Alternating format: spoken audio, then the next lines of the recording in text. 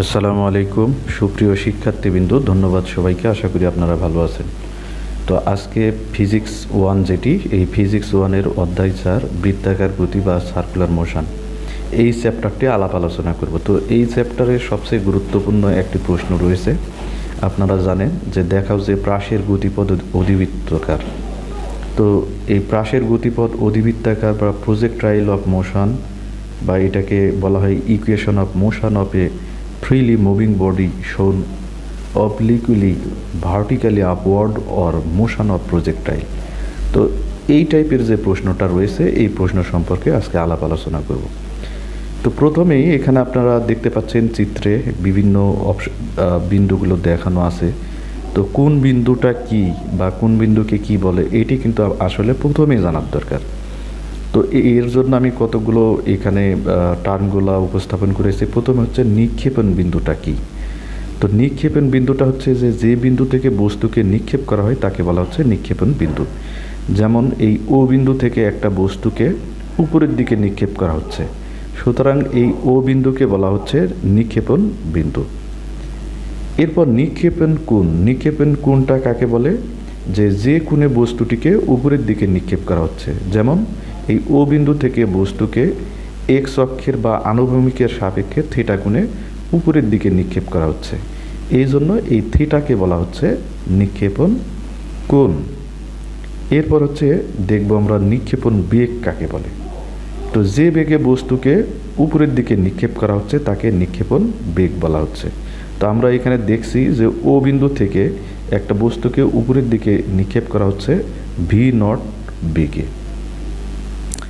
এরপর দেখব আমরা বিচরণ কাল কাকে বলে বা বিচরণ পথ।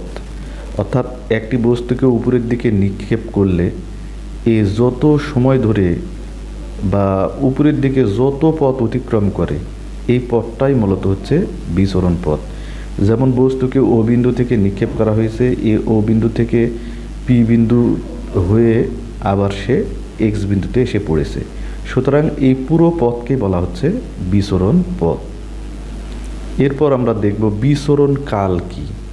তো এই বিচরণ কাল আর বিচরণ পথ দুইটাই রিলেটেড জিনিস। যে এই ও বিন্দু থেকে পি বিন্দু হয়ে এক্স বিন্দুতে আসতে যে সময় লাগে সেটাই হচ্ছে বিচরণ কাল। অর্থাৎ কোনো বস্তুকে উপরের দিকে নিক্ষেপ করলে যত সময় ধরে সে ফ্রি বা মুক্তভাবে উপরে বিচরণ করে সেটাকে বলা হচ্ছে বিচরণ কাল। এরপর হচ্ছে টপিকস যেটা দেওয়া আছে সেটা হচ্ছে পাল্লা বা রেঞ্জ বলা হয়।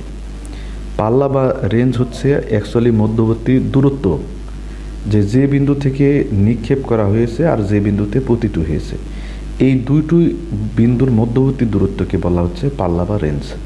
যেমন আসলে এখানে আর বলতে অ্যাকচুয়ালি এই ও বিন্দু থেকে এক্স বিন্দু পর্যন্ত মোট কতখানি দূরত্ব, এই দূরত্বকে কিন্তু অ্যাকচুয়ালি আর দিয়ে প্রকাশ করা হয়েছে। এই আরকে বলা হয় রেঞ্জ বা পাল্লা।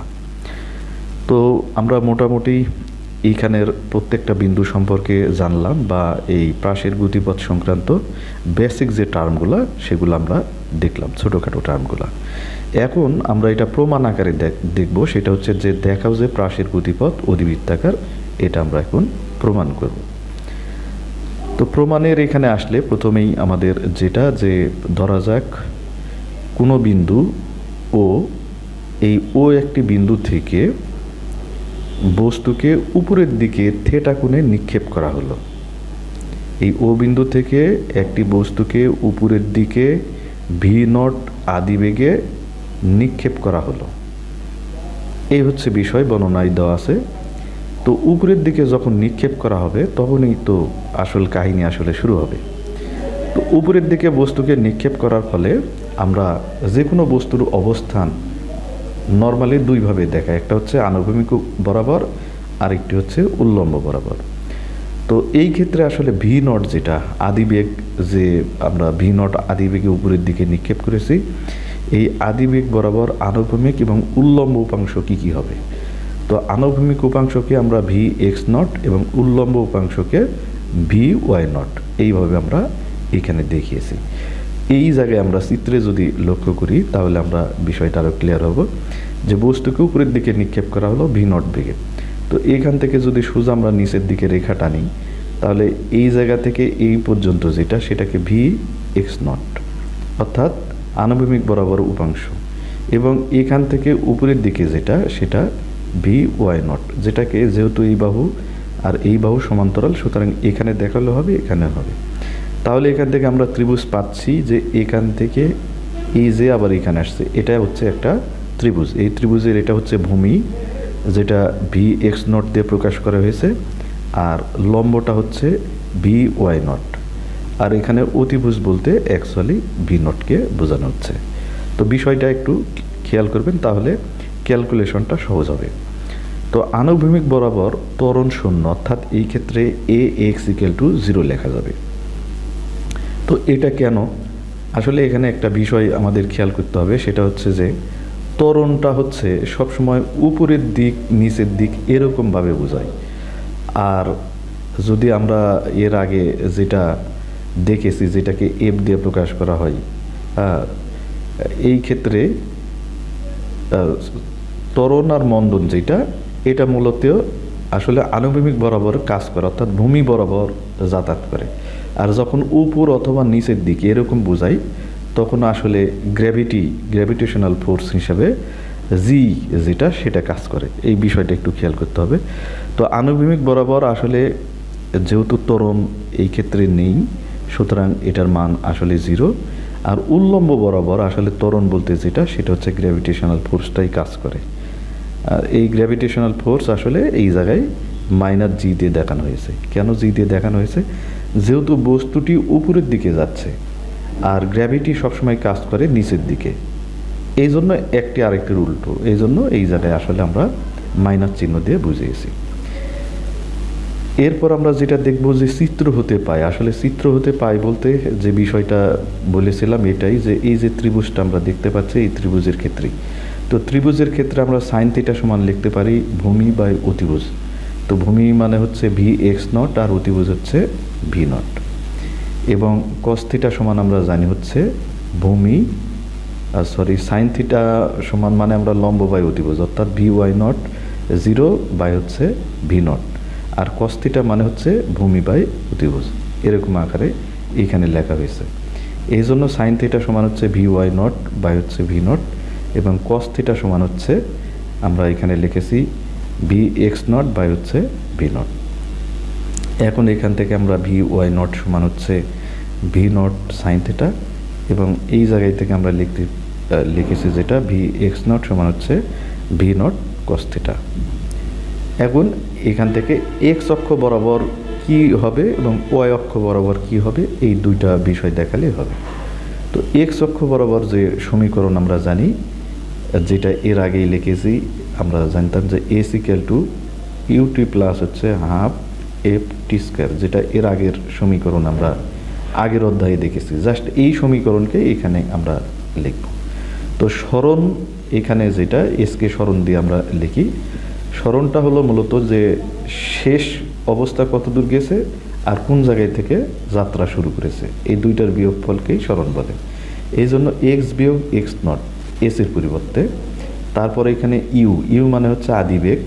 তো এই ক্ষেত্রে আদিবেগ হচ্ছে ভি এক্স নট, আর টি তো টি প্লাস হচ্ছে হাফ, এখানে এফ এর পরিবর্তে এ এক্স, আর টি স্কোয়ার মানে এখানে আমরা টি স্কোয়ারই লিখেছি।